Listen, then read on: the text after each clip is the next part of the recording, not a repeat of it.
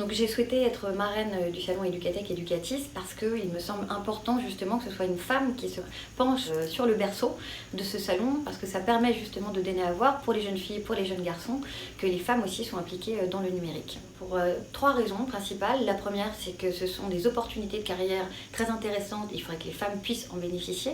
La deuxième, c'est qu'on a une économie numérique qui manque de main-d'œuvre et on se prive de 50% de l'humanité. Et la troisième, c'est qu'on a besoin de diversité et de mixité dans le domaine du numérique, c'est-à-dire dans les personnes qui vont faire des algorithmes et qui vont un peu designer le monde de demain. Alors à 42, on a pris de nombreuses mesures depuis 1 an, déjà d'offrir un accueil et un cadre qui soit woman-friendly, que l'univers dans lequel se trouveraient les femmes est accueillant, qu'il n'y ait aucune forme de sexisme.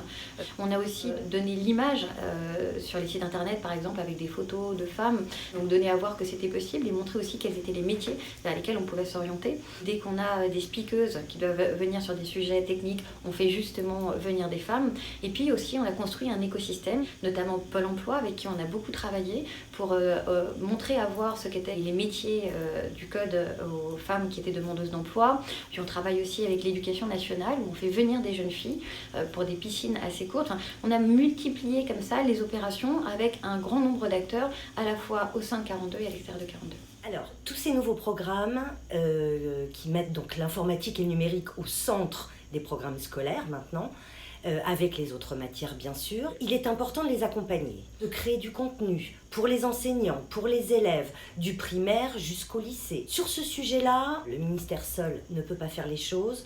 Donc, on s'est associé à la Fondation Femmes Numérique. On essaye de fédérer tous les acteurs pour apporter une réponse globale qui aille de l'école à une meilleure connaissance des métiers du numérique. On travaille main dans la main, bien sûr, avec l'ONICEP sur ce sujet, jusqu'aux entreprises.